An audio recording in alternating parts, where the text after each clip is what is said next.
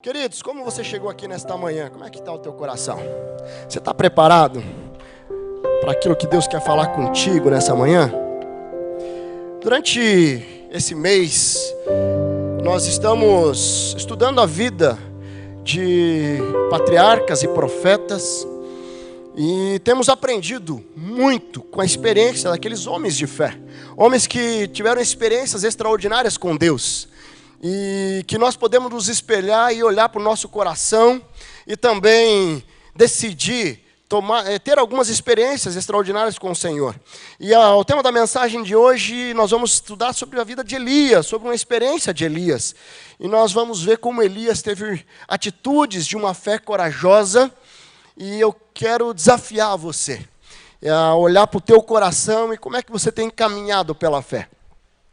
Tendo a atitude de uma fé corajosa ou, de repente, é uma fé meia boca, certo? Como é que você tem caminhado com o Senhor? Os passos de fé desse homem nos desafia a avaliar nossa caminhada, né? As Escrituras afirmam que sem fé é impossível agradar a Deus. Então, queridos, como é que o nosso coração está? Como é que os passos de fé, ele realmente nos ajuda a ter um relacionamento mais próximo de Deus? Sabe, o amor de Deus, ele não muda, ele independe de nós. O amor de Deus, ele não fica nem maior nem menor. Quando nós vamos para as Escrituras, nós entendemos que não tem como você mensurar, não tem como você colocar numa balança para saber qual o tamanho do amor de Deus. Porque Deus é amor na essência, mas o que impacta o nosso relacionamento com Deus e que nós podemos agradar mais ou menos a Deus. As nossas atitudes, elas podem agradar mais a Deus ou podem agradar menos, como um filho que de repente pode agradar mais um pai ou menos. Se o Nicolas ou a Fernanda eles estão obedientes, estão fazendo aquilo que agrada meu coração se alegra. Se de repente acontece algo que eles pisam na bola e eles dão uma escorregada ali, isso entristece um pouco o meu coração. Só que o meu amor não muda por eles. Então, Deus ama a cada um de nós de uma forma extraordinária e tremenda. Mas o que muda é como está o teu coração e como a sua fé, como a sua caminhada com Ele tem agradado mais ou menos a Ele. E você está sendo desafiado nessa manhã e o que Deus está colocando no nosso coração é para nós avaliarmos. Né? E quando nós estudamos a história de Elias, nós vemos um homem tremendamente abençoado por Deus, que passou lutas, passou dificuldades, mas ele perseverou na fé, ele confiou no Senhor e ele teve experiências extraordinárias. E aqui eu queria dar uma pausa para explicar um pouquinho como é que era no Antigo Testamento, como Deus falava com o povo no Antigo Testamento. Então, normalmente, Deus usou muito a vida de profetas. Então, Deus falava para o profeta, vai lá e diga isso ao povo, vai lá e exorte isso ao povo, vai lá e leva o povo ao arrependimento. Ou não, vai lá e diga que daqui 70 anos eu vou libertar eles. Vai lá e diga que eu tenho uma promessa para a vida deles. E Deus usou muito a vida dos profetas. Mas depois da vinda de Jesus, quando Jesus morre e ressuscita, o que acontece? Nós temos acesso direto ao Pai através de Cristo, e nós somos os profetas dessa geração. E quando nós olhamos para as Escrituras, aqui estão as promessas de Deus. E firmado nessa Escritura, nós podemos sim profetizar, nós podemos levar a palavra dizendo assim, olha, se arrependa, entregue a sua vida ao Senhor, que você vai ver a sua vida transformada. Então, na época de Elias, existia um contexto e que nós podemos tirar os princípios e aplicar hoje na nossa função como discípulos de Jesus, que tem um desafio de fazer novos discípulos. Sabe, e na época de Israel, ele era reinado ali por um rei chamado Acabe e sua esposa Jezabel. E esse rei levou o povo a se afastar de Deus. Ele levou ao povo a adorar outros deuses. E o Deus mais adorado naquela geração ali era Baal. Então ele levou aquele povo que tinha uma experiência. Acabe, ele veio a reinar aproximadamente 120 anos após o reinado de Davi. E veio as próximas gerações deixaram ser levados por um líder que não temia o Senhor. Por um líder que levou aquele povo a olhar mais para o dinheiro do que para o Senhor, que é o dono do ouro e da prata. E aquele povo ficou escravo do dinheiro, e eles adoravam o Deus Baal, e isso Elias, ele é confrontado e ele é desafiado pelo Senhor a confrontar aquele povo.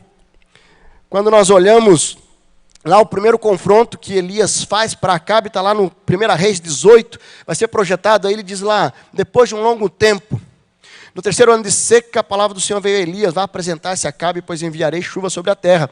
Esse texto ele vem logo após uns 3 anos e meio de uma profecia que Elias levou a Acabe, dizendo o seguinte: até que eu determine, não cairá chuva sobre essa terra. E esse período foi aproximadamente 3 anos e meio. Então Elias ele vai e fala assim: olha, vocês estão obedientes, vocês precisam se arrepender, vocês precisam mudar de vida, certo? E enquanto vocês não fizerem isso, não vai chover. Só que nesses 3 anos e meio, muitas coisas acontecem. Muitos desafios acontecem. Israel, na liderança de Acabe, era um país muito próspero. Por quê? Porque o foco deles era dinheiro. E eles queriam mais e mais e mais dinheiro. Mas eram prósperos externamente, no exterior. Porque internamente eles estavam quebrados. Eles estavam arrebentados. E eles estavam tendo consequências muito complicadas de afastamento de Deus. Sabe, e depois que essa profecia acontece, Deus pede para que Elias se esconda, porque ele seria perseguido. E nesses 3 anos e meio de seca, Elias ele tem algumas experiências com o Senhor. E aqui eu quero trazer algumas dessas experiências como um pano de fundo, para que nós possamos entender o texto que nós vamos estudar nessa noite, que eu quero destacar alguns princípios de uma fé que ela é corajosa. Sabe, Elias ele é desafiado por Deus a se esconder aí para um riacho chamado Queritem, no leste ali do Jordão. E Deus falou assim: vai para lá, que eu vou te alimentar com os corvos. Eles vão levar comida para você lá. E vai ter um riacho e você vai poder ter a água ali.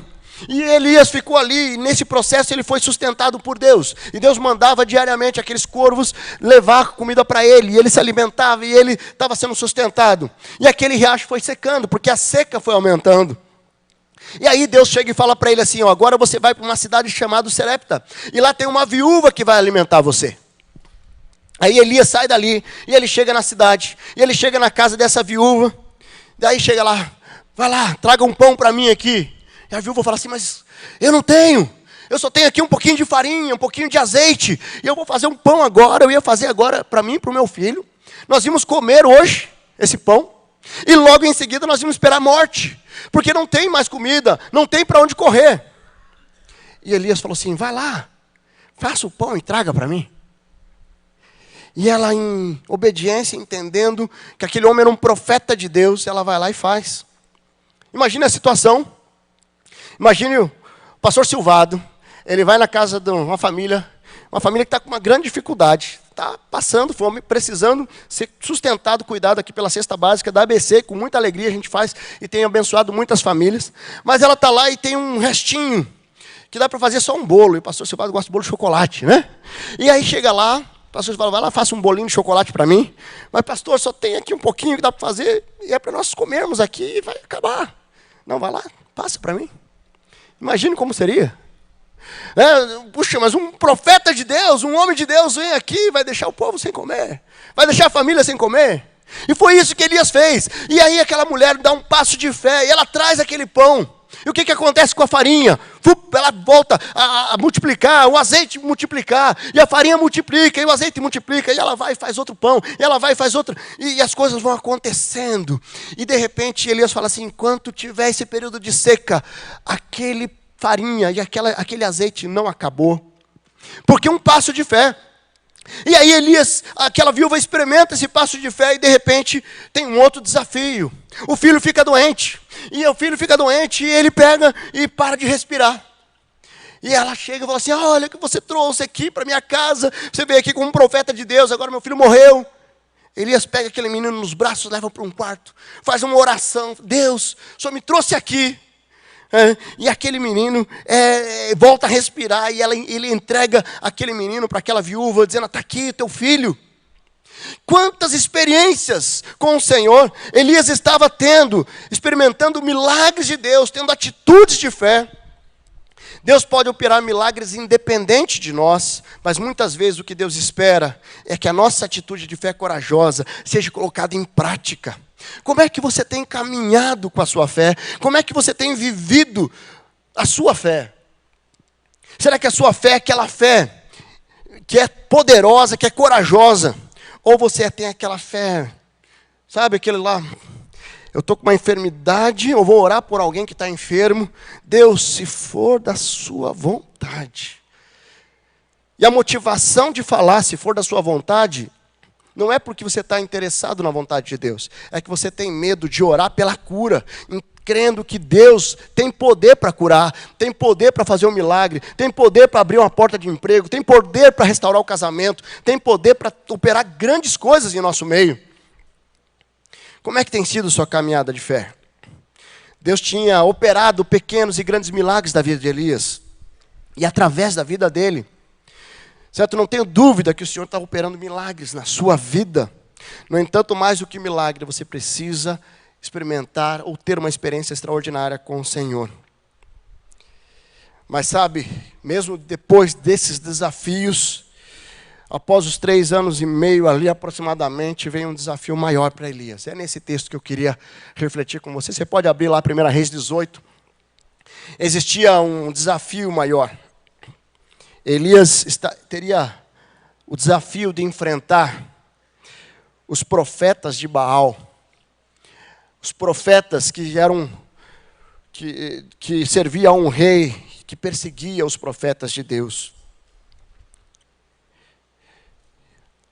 Esse texto ele vai relatar esse evento, aonde acontece, Elias ele é ousado e ele enfrenta Acabe. E aqui eu queria colocar o nome de uma pessoa que entra na história, chamado Obadias. Ele era um servo, ele trabalhava no palácio ali, o administrador do palácio. E ele, quando ele vê toda a perseguição daqueles profetas, ele pela fé, ele vai lá e esconde. E ele se doa, arrisca a sua vida para esconder os 100 profetas em 2 cavernas. E ele se arrisca porque ele entendia que ele deveria preservar aqueles profetas que estavam levando a palavra de Deus. Quanto você tem se arriscado para levar a palavra de Deus? Quanto você tem se arriscado para levar o amor de Deus? Eu vi um testemunho de um pastor da nossa cidade, que ele foi convidado por um missionário para ir lá na Índia, ficar 15 dias lá.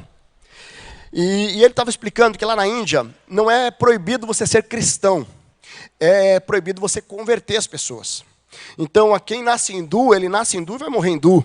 Quem nasce cristão, vai nascer cristão, vai morrer cristão, muçulmano, e é assim. E ele foi lá e por ser cristão, não tem como evangelizar, senão isso é contra, isso gera uma perseguição lá na Índia.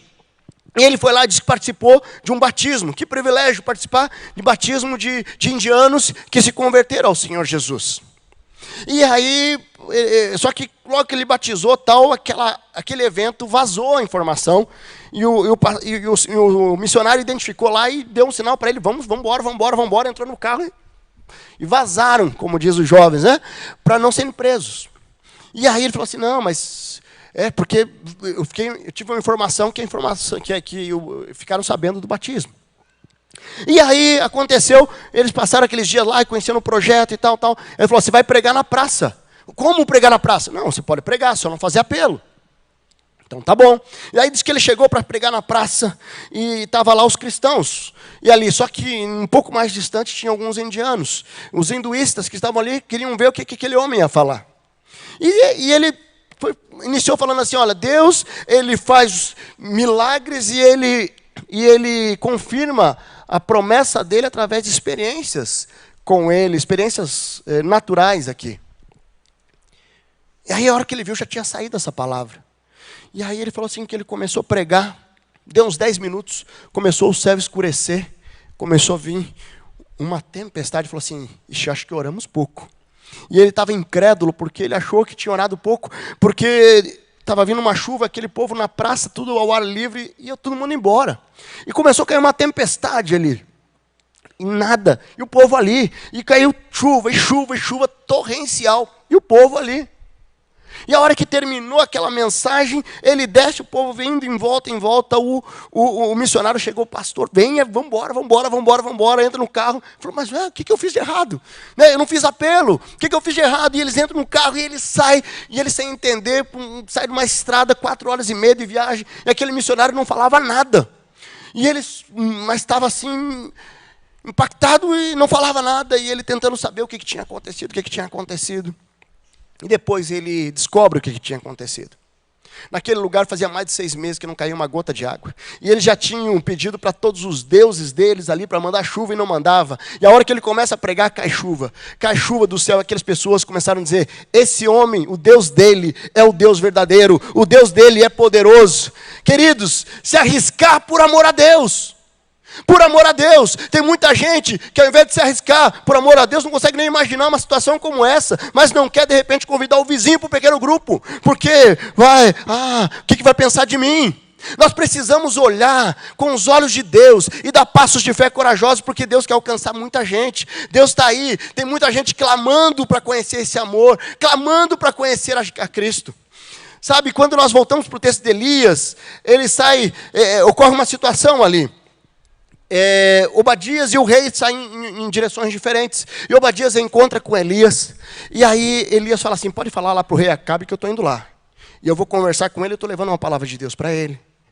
Obadias fala assim, mas se você não for, ele vai me matar. Não, pode ir, você confia em mim. Obadias vai lá e fala para Acabe. E nesse momento, Elias vai em direção a Acabe. E aqui, lá no versículo 16, ele vai dizer, então Obadias dirigiu-se a Acabe e passou a informação, e Acabe foi ao encontro de Elias.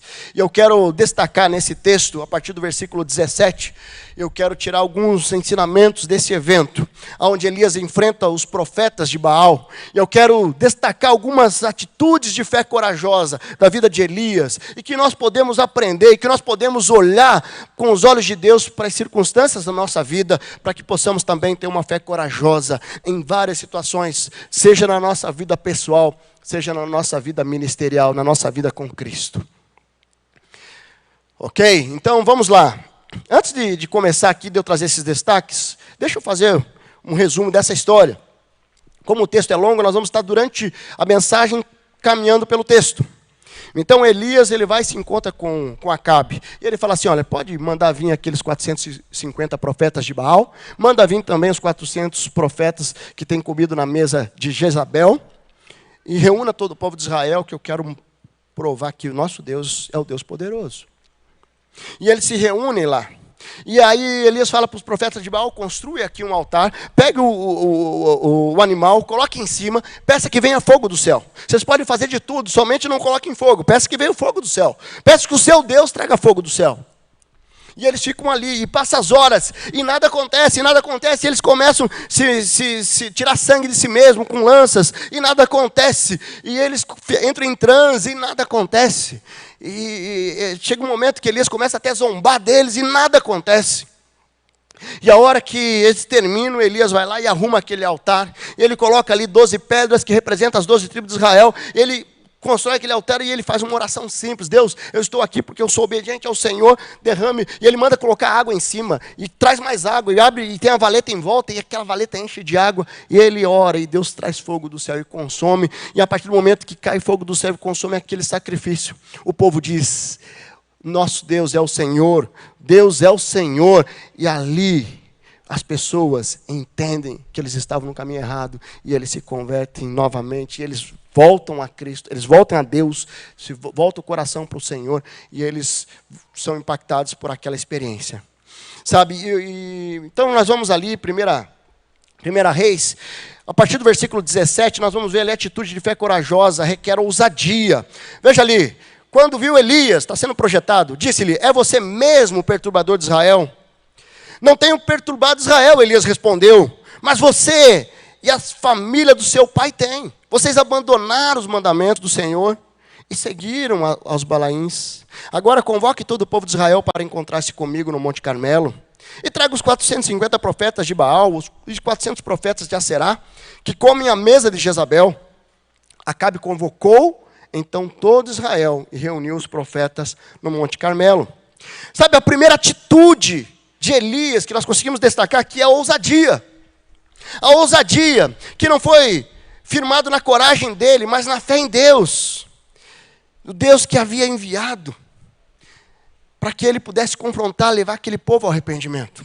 Você tem ousado na sua fé? A ousadia, a fé ousada, a fé corajosa com a ousadia está diretamente ligada à nossa intimidade com Deus. Seu caminho com um relacionamento relativo com Deus, eu nunca vou conseguir ter uma fé ousada. Porque o combustível, a base, o fundamento da minha fé ousada é o conhecer a Deus, é o ter intimidade com Ele, é o viver com Ele de uma forma tremenda.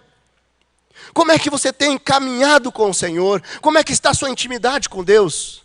Como é que isso tem impulsionado você a ser ousado na fé? Elias, ele age firmado numa convicção. Diante de uma acusação, ele não se intimida, mas confronta o povo com autoridade. Veja ali o que ele diz ali no versículo 21, Elias dirigiu-se ao povo e disse: até quando vocês vão oscilar entre duas opiniões? Se o Senhor é Deus, sigam-no, mas se é Baal, é Deus, sigam-no. O povo, porém, nada respondeu. Tem muita gente que tem servido outros deuses e não está percebendo.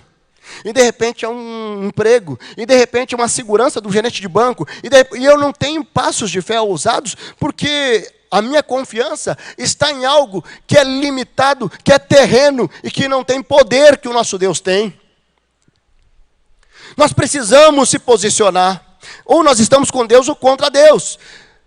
Veja ali, Lucas 11, 23, Jesus diz ali, aquele que não está comigo é contra mim, aquele que comigo não ajunta, espalha.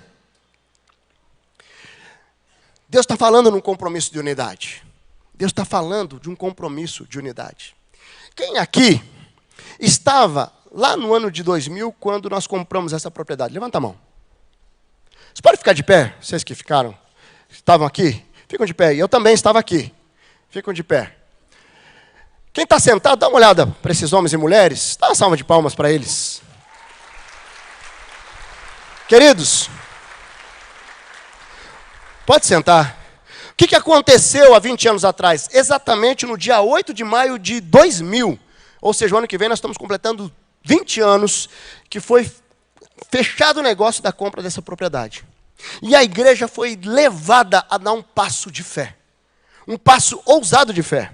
E eu busquei aqui um livro da segunda edição do Vendo o Invisível, que eu tinha lá em casa. Nós temos 2 livrinhos, Vendo o Invisível, onde destaca alguns testemunhos de pessoas que foram tremendamente impactados quando nós olhamos para essa propriedade e quando vem o desafio de Deus, que é um desafio gigante. Sabe aquele desafio onde a fé tem que ser tão ousada que se Deus não agir, nós estaremos condenados ao fracasso. Sabe, e é viver esse momento como igreja, nos ajudou a viver um momento muito especial, pessoalmente, individualmente. Eu fui muito desafiado a dar passos de fé, depois do momento que nós vivemos como igreja dando um passo de fé. E eu estava olhando aqui atrás, olha o que o irmão Jusenir colocou aqui atrás, e ficou em destaque aqui, ó. As futuras gerações terão um local mais amplo e confortável para cultuar a Deus. Para que isso fosse possível, foi necessário dar um grande passo de fé em face desse ato de coragem. Desafio de fé. Estamos vivendo esse gostoso, em face desse ato de coragem. Desafio e fé. Estamos vivendo esse gostoso e abençoado momento como comunidade de fé. Sabe o que ele estava falando aqui? Que vocês que não se levantaram, que vocês poderiam hoje experimentar de um lugar tão amplo, tão gostoso como a nossa igreja. A nossa igreja é muito abençoada. E aí, porque lá atrás, homens e mulheres deram como igreja um passo de fé. E a pergunta que eu faço para você, se hoje viesse um desafio de Deus para nós como igreja, será que você teria a mesma coragem, a mesma ousadia de dar um passo de fé? Queridos, eu estou ansioso para poder experimentar um outro mover tão grande, tão impactante, que nós experimentamos lá no ano de 2000, há 20 anos atrás, como igreja. Porque aquela experiência me fez crescer muito, me fez avançar muito, me fez ter experiências extraordinárias com o Senhor. Quando nós olhamos a ousadia de Elias, ela está diretamente ligada à intimidade com Deus. E a intimidade com Deus, ela nos leva a ter uma fé corajosa e uma fé ousada. Como é que na sua vida pessoal você precisa ter uma ousadia? Qual o desafio? De repente você chegou aqui nessa manhã e existe um impossível na sua vida. E eu quero dizer que o impossível é impossível até que Deus o faça. Então, quando você se coloca diante do Pai, você se coloca em oração, se coloca pedindo, Deus, me dá uma experiência sobrenatural com o Senhor. Eu quero intimidade com o Senhor. Você vai ver Deus agindo. Talvez na tua vida pessoal você vai precisar dar um passo de fé. Seja no teu relacionamento conjugal, no trabalho, nas finanças. Eu não sei qual é o teu impossível, que na tua mente você acha impossível, mas que você precisa ser ousado e dar um passo de fé. Pare de andar com medinho. Não. Busque a presença do Pai. Tenha experiência extraordinária com Ele. Ele quer fazer algo muito especial na sua vida. E de repente, a fé corajosa, qual a ousadia que você vai precisar na sua vida ministerial? Você está lá no seu pequeno grupo, talvez você vai ter que colocar à disposição para ser preparado para ser líder. Ou eu vou lá e vou assumir a liderança. Eu quero ser supervisor, eu vou focar, eu vou fazer um trabalho muito extraordinário. Eu vou começar, e de repente lá no seu trabalho, eu vou alcançar essas pessoas para o Senhor Jesus. Qual a fé ousada que você precisa ter para poder ser aprovado por Deus como um verdadeiro discípulo? Se sem fé é impossível agradar a Deus, se eu caminho com a minha fé vacilante, eu posso estar desagradando o Pai. Então, a nossa intimidade com o Senhor nos leva a caminhar com ousadia. Quando nós somos orientados por Ele e sem temer as consequências, nós damos um passo de fé. Certo? E de repente no seu ministério Deus está te desafiando a você servir lá em Bebê Uberaba, ou vir a servir aqui, e você está resistindo, por quê? Porque você não tem fé, ou a tua fé está vacilante. Será que eu vou? Será que eu não vou? Mas eu não tenho tempo. Puxa, mas eu não consigo, eu não sou capaz. E o que Deus está falando assim, dê um passo de fé, eu quero te capacitar. Queridos, quando nós nos colocamos à disposição de Deus para abençoar, nós somos muito abençoados. Sabe por quê? Porque Deus vê em você um canal de bênção na vida de outras pessoas. Então Deus vai te abençoar porque sabe que não vai parar aqui. Ele chega aqui e vai. Ele chega aqui e vai. Deus quer sim fazer algo muito extraordinário na sua vida para que você seja uma bênção. Nós precisamos olhar. Mas veja lá no versículo 22, vamos ler mais um trecho, isso aí não está projetado. Olha o que o texto continua ali. Disse então Elias, eu sou o único que restou dos profetas do Senhor, mas Baal tem 450 profetas. Tragam 2 novilhos, escolham um deles e cortem em pedaços, e ponham sobre a lenha. Mas não acendam fogo, eu prepararei outro novilho e colocarei sobre a lenha. E também não acenderei fogo nela. Então vocês invocarão o nome do seu Deus, e eu invocarei o nome do Senhor. O Deus que responder por meio do fogo, esse é Deus. Então o povo disse, o que você disse é bom. Elias disse aos profetas de Baal, escolham um dos novilhos, preparem primeiro. Visto que vocês são tantos, clamem pelo nome do seu Deus, mas não acendam fogo. Então pegaram o novilho que eles tinham preparado e clamaram o nome de Baal, desde manhã até o meio-dia. Ó Baal, responda-nos, gritavam, e dançavam em volta do altar. Mas não houve resposta alguma, ninguém respondeu. Ao meio-dia, Elias começou a zombar deles, gritem mais alto. Dizia, já que ele é Deus, quem sabe está meditando, ocupado ou viajando, talvez esteja dormindo e precisa ser despertado. Então passaram a gritar ainda mais alto e a ferir-se com espadas e lanças, de acordo com o costume deles, até sangrarem. Passou o meio-dia e eles continuaram profetizando em transe, até a hora do sacrifício da tarde. Mas não houve resposta alguma. Ninguém respondeu, ninguém deu atenção. Olha só que situação. Sabe, Elias vai lá e ele afronta, e ele confronta, e ele desafia os profetas de Baal. E os profetas de Baal vão lá, 450 homens, e eles montam um altar, e eles começam ali a gritar, começam a pular, começam a rodar, começam a fazer muitas coisas. Sabe, e eles buscam, mas eles não estão buscando na fonte da bênção. E eles começam a buscar Deus falsos, Deus que não tinha poder, Deus que não poderia fazer cair fogo do céu, porque existe um único Deus verdadeiro, que é todo poderoso. Aonde você tem buscado o seu milagre? Aonde você tem buscado para enfrentar e vencer os desafios da sua vida? A nossa vida não é sempre, agora eu me converti, eu sou crente, eu não tenho desafio. Os desafios vêm. E você pode perceber que a sua fé é muito mais aperfeiçoada quando você está no meio da luta. As pessoas buscam mais a Deus quando está no meio da luta. Porque as lutas nos tiram da zona de conforto e nos fazem crescer. De repente você precisa olhar para o teu coração e pensar assim: Deus, me ajude a ser ousado. Me ajude a ser ousada. Mas sabe, tem um segundo ponto que eu destaco aqui de uma fé corajosa de Elias, que é uma fé corajosa firmada na promessa. Então Elias disse ao povo: aproximem-se de mim. O povo aproximou-se, ali no versículo 30. Reparou o altar do Senhor que estava em ruínas. Depois apanhou 12 pedras, uma de cada tribo dos descendentes de Jacó, a quem a palavra do Senhor tinha sido dirigida, e disse: seu nome será Israel. Com as pedras construiu um altar em honra ao nome do Senhor, e cavou ao redor do altar uma valeta com capacidade de 2 medidas de sementes. O nome Israel, ele é o significado de Jacó, o encontro do patriarca Jacó com Deus. Quando Jacó luta com Deus, no Peniel, ele muda o nome e o nome passa a ser Israel. E o nome Israel, ele encabeça as 12 tribos de Israel. Ou seja, é a descendência do chamado de Abraão. Onde Deus chamou Abraão, dizendo que a partir de Abraão, nós teríamos uma grande geração e ali seriam os filhos de Deus. Só que o povo de Israel tinha tido uma experiência muito extraordinária quando estavam indo em direção à terra prometida. Eles estavam indo em direção à terra prometida, e quando eles passam o mar e eles entram no outro lado, Deus fala para Josué: peçam para que eles coloquem lá 12 pedras. E esse memorial vai lembrar do meu poder que fez atravessar o mar para que entrassem na terra prometida. O que Elias estava fazendo, ele estava trazendo esse memorial. Um memorial que trouxe e representava ali a promessa de que Deus estaria sempre à frente do seu povo, sempre cuidando do seu povo, às vezes disciplinando sim, mas trazendo o povo ao arrependimento.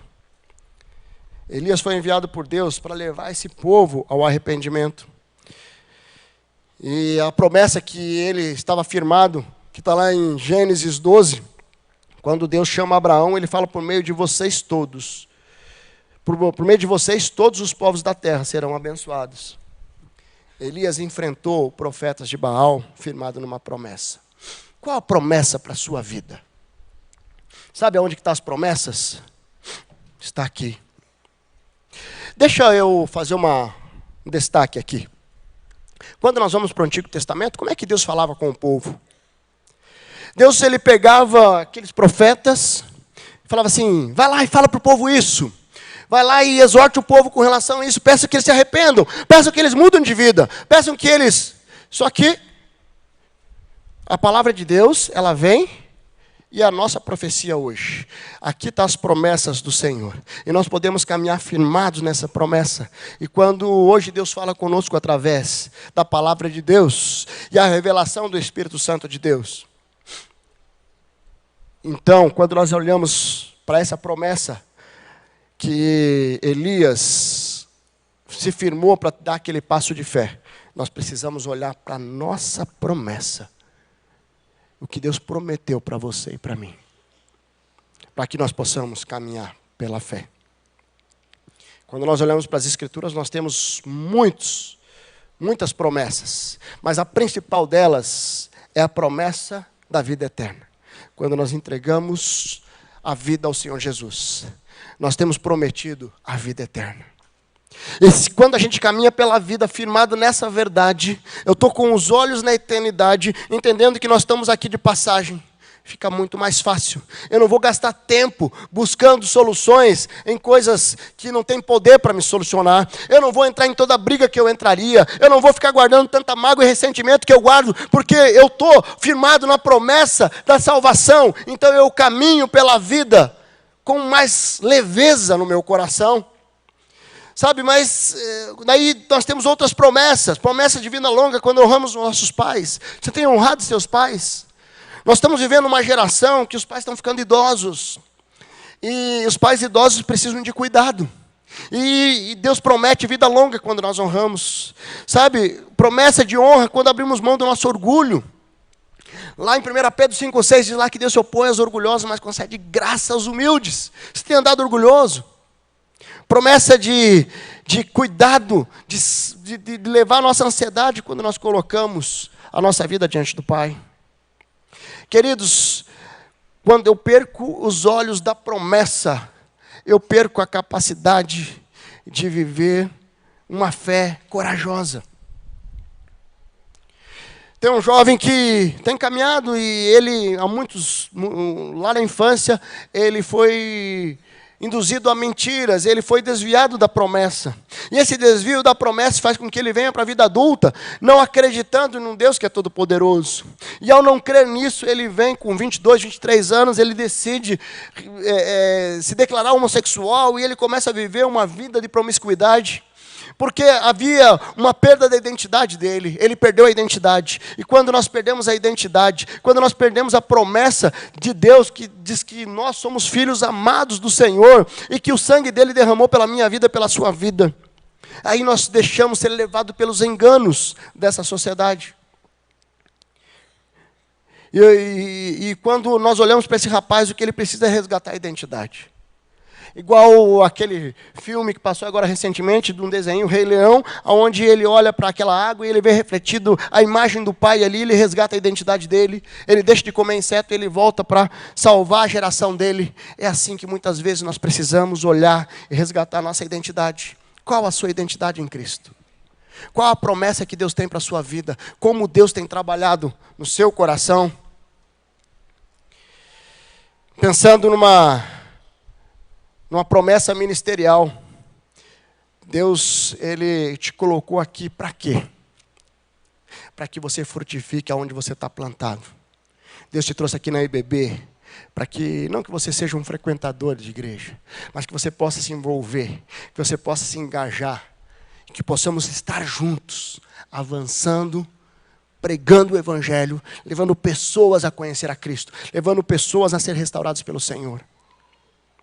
Nós precisamos olhar para o Senhor e relembrar a promessa que Jesus nos deixou lá em Mateus 28, no chamado primordial. No final, quando ele diz, façam discípulos de todas as nações, e no final ele tem uma promessa: eu estarei sempre com vocês até o fim dos tempos. Você tem caminhado com essa convicção que Cristo está conosco até o fim dos tempos?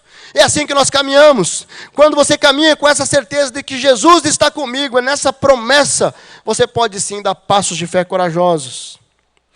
Queridos, nós precisamos olhar para o Senhor e deixar Deus nos desafiar a sermos mais ousados. Se a tua fé está meia boca, olha para o teu coração. Não aceite meia boca.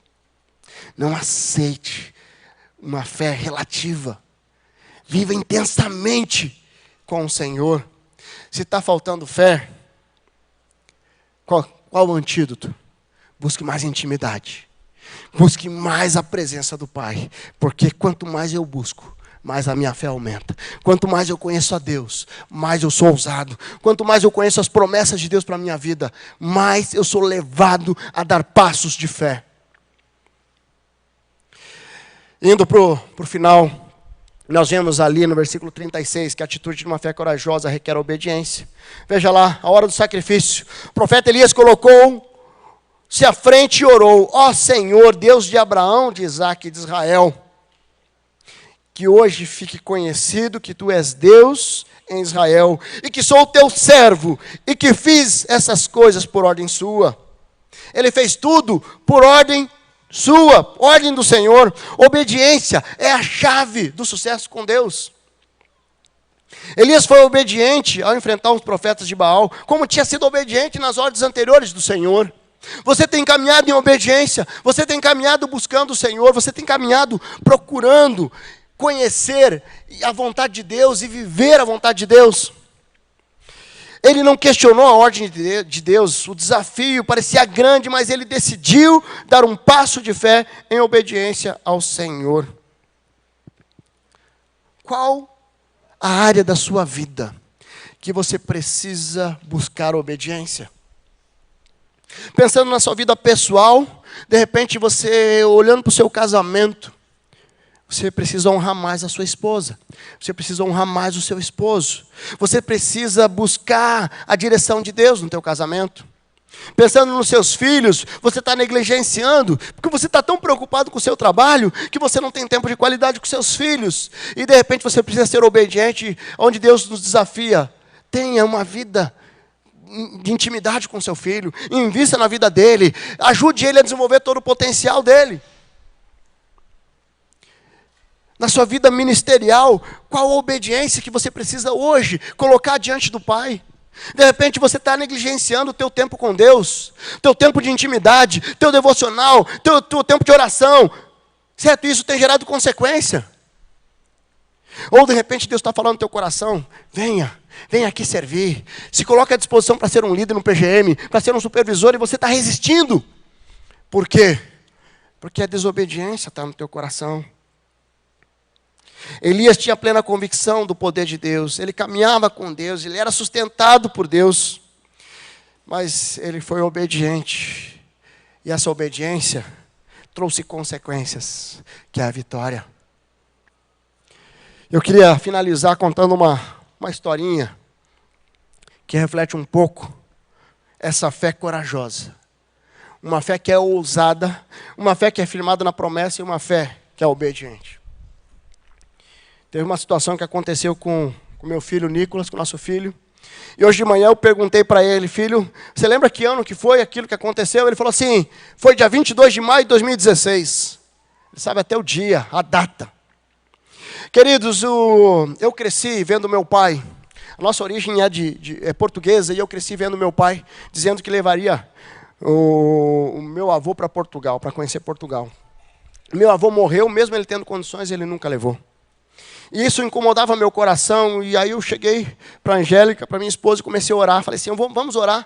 Eu queria muito levar meus pais para conhecer da onde a origem e tal. E nós começamos a orar, e foi uns 2 anos orando. E eu, como advogado, às vezes vem aquela ação que você não espera. Sabe aquela ação que vem aqueles honorários? Puxa, isso aqui parece que vem carimbado por Deus. Resposta de oração. E aí eu olhei, nós tínhamos uma reforma para fazer, e eu cheguei para a Angélica. Só uma esposa que ama muito seu marido para dizer isso. Não, vamos adiar a reforma de casa, né? E vamos fazer essa viagem, acho que é mais importante. E realmente, se não fosse naquele momento, hoje minha mãe não tem mais condições de viajar. Ela está com a saúde muito debilitada. Ela não consegue vir de Cascavel a Curitiba. Mas sabe, e a hora que nós vimos que havia a possibilidade, então em 3, 4 meses tivemos que organizar tudo. E nós compramos uma passagem ali para Madrid, que era mais barato. Vamos pegar um carro que é pertinho. E aí... o Nicolas, quem conhece o Nicolas, se você não conhece meu filho, é só ver alguém com a camisa de time, com uma chuteira e uma bola no pé. Até no frio ele quer vir de bermuda, camisa de time e bola no pé. Ele ama futebol. E eu falei assim, filho, vamos ver se tem algum jogo do Barcelona lá. Ele gostava muito do Barcelona e tal. E daí não tinha, até que apareceu um jogo lá em Madrid, final da Copa do Rei. Aí a hora que eu fui olhar, já não tinha mais ingresso. Acabou. Era uma final de Copa. Final de Copa, lá na Espanha. Falei, sem chance. E ele começou a orar. E ele orava. E aí se nós orávamos na refeição, e aí terminava a oração, se não orasse por isso, ele emendava a oração e orava. Se era, de repente, à noite, estava orando com ele antes de dormir, ele orava. Se era no período devocional, e ele orava. E ele orava, e ele orava, e ele orava. Fala, Deus, que a gente consiga ingresso. Deus, que dê para mim ver o jogo do Barcelona.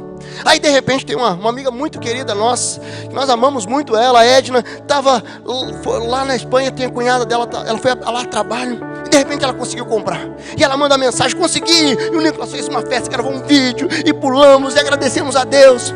Daí deu 1 semana, 2 semanas depois, de repente ela manda a mensagem, estornaram o valor do cartão, alguma coisa deu errado, eles não vão entregar. E aí nós estávamos ali, e chegou o dia da viagem, e nada, e nós fomos lá, e nada. E já estava no hotel lá em Madrid, de repente, incomoda meu coração, eu entro lá na internet, num site espanhol, e tinha lá a possibilidade de comprar um ingresso. Gente, era caro. E nós com o dinheiro meio contadinho, falei, meu Deus, e se não der certo? Vai perder esse dinheiro. Vamos ter que comer um pouquinho menos de bacalhau. Certo, mas chegamos, falei, vou dar um passo de fé. E peguei, comprei, coloquei o endereço da cunhada da Edna, e saímos. E aí, sabe aquele negócio, o coração, e ele orando. E ele orando, e cada momento ele orando, e cada momento ele orando. Eu falei, Deus, o que será que vai acontecer? Deu 2 dias antes, nós recebemos a foto. Chegou, tá aqui o ingresso, me entregaram. A cunhada da Edna mandou e tal. Falei, bênção máxima. E aí eu chego, e aí eu vou lá e eu olho, calma aí, mas não tá batendo. Eu olhava no estádio, a cadeira tal era para ser nesse setor, no ingresso estava que é nesse setor. Falei, entrei numa furada. Aí cheguei no hotel meio desacreditado, sabe? Pai incrédulo, filho orando fervorosamente, com 9 anos de idade. E eu, o que eu vou dizer para ele com a frustração depois? Daí a cunhada da Edna veio trazer o ingresso. Eu falei assim, puxa, acho que entramos numa furada, não bate, tal. Não, você está olhando no estádio errado. Não é no Santiago Bernabéu, é no Vicente Caldeirão, é no outro estádio. Falei, ufa! Sabe, e aí chegamos e entramos, chegou o dia do jogo. 3 horas antes, nos vestimos, eu e ele. Tiramos uma foto, a selfie. Vamos lá. Entramos no táxi, daí ele falou assim, pai, sabe por que eu não desisti de orar? Porque um dia eu estava nos Guardiões e o Rômulo pregou sobre a perseverança na oração. E ele falou que quando ele era pequeno, ele tinha uma amiga que ele gostava muito e ela ficou doente. E ele orou uma vez pela amiga, só que ele parou de orar e ela morreu. E ele falou que se ele tivesse perseverado na oração, ela poderia ter sobrevivido. Porque Deus atende a oração. E eu tinha certeza que Deus ia atender a minha oração. Queridos, pense em alguém que chegou no estádio e glorificava a Deus naquele estádio. Aquele povo ao redor, ele não conseguia olhar, entender o que estava acontecendo, mas ele levantava a voz dele e ele falava, obrigado Senhor, obrigado porque eu estou aqui, porque é obra do Senhor, o mover sobrenatural do Senhor. Queridos, e não foi num canto do estádio, foi na sexta fileira, na lateral do campo. Messi, Iniesta, Neymar treinando, aquecendo na nossa frente. Foi algo muito sobrenatural de Deus, que é tão poderoso que até uma criança de 9 anos consegue experimentar experiências de fé sobrenatural com o Senhor. Sabe, e aí eu olho para esse ensinamento e eu digo assim, se o Pai te mostra algo, se o Pai coloca algo no teu coração, ore, persevere na oração e na fé, porque nosso Pai não vai mostrar algo que Ele não queira dar a você. Como você não leva o seu filho numa loja de brinquedo, mostra um brinquedo lá, fala assim, mas você não vai ganhar, eu não tenho dinheiro para comprar. Você não faz isso com o seu filho. E o nosso Pai não coloca no nosso coração aquilo que Ele não quer agir, Ele não quer operar um milagre. Então somente creia, tenha ousadia, firmado na promessa, seja obediente, porque o nosso Deus é fiel e Ele quer não somente fazer um milagre na sua vida, mas que você tenha uma experiência sobrenatural com Ele. Você pode fechar seus olhos? Queridos, quando nós pensamos em uma fé corajosa, atitude de uma fé corajosa, não sei como Deus falou ao teu coração, como que está a sua fé, como você tem experimentado essa atitude de fé corajosa. Primeira atitude de fé que nós precisamos ter é quando nós entendemos a salvação e entregamos a nossa vida a Ele.